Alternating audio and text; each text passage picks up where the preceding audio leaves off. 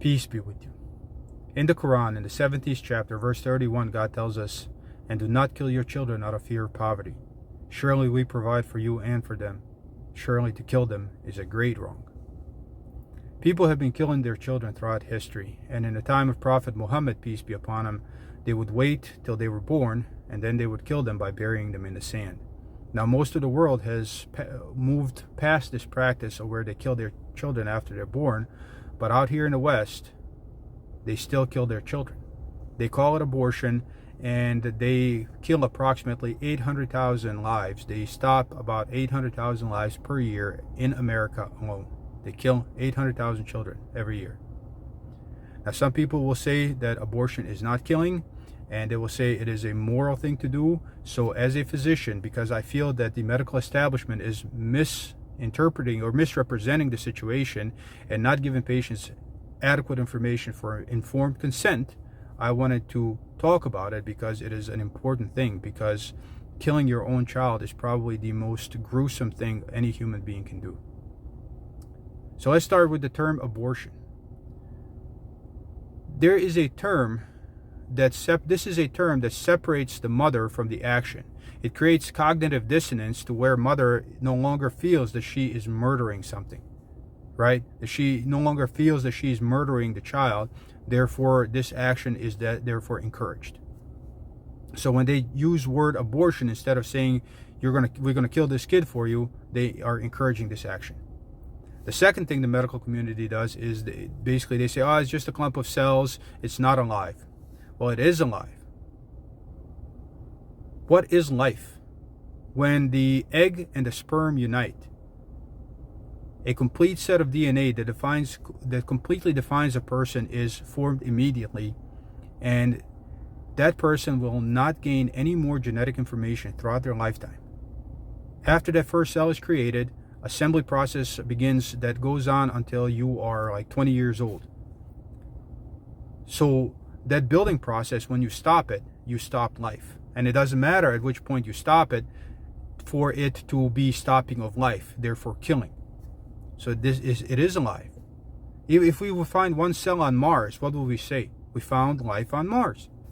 But when we find hundreds of thousands of cells duplicating and doing what life does, containing complete genetic information for a person that will be formed, we tell the women, no, this is not alive.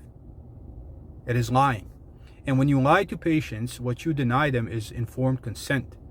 Before you do any procedure, you're supposed to tell the patient what you're going to do and what the risks and benefits of the procedure are, what the potential complications are. And this is not provided to women when they decide on this procedure, because they're told it's not alive, it's, this and that. You're not going to kill it. You are going to end the life that is alive, and that's a fact. So that's one thing.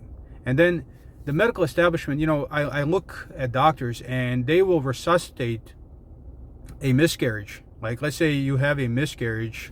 There was actually a case that I saw on social media, and basically a mother and a baby come in, and it's a late term miscarriage, and they're resuscitating the baby, and mom's on drugs and she doesn't care about the baby, and now they're posting about this and saying, oh, mom didn't even want to see the baby, it's such a terrible tragedy. When these same people, had that mom gone into the abortion clinic the day before and killed this baby, which she can do by the law, they would not have any emotional attachment to the baby anymore.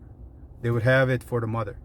But because it happened naturally, all of a sudden the mother is guilty and the baby is alive. So there's this cognitive dissonance among medical professionals, and there's this they're trying to create that same cognitive dissonance between the mother and her baby, and I object to that. You shouldn't be killing your children. And I am not the one to want to pass laws for anything.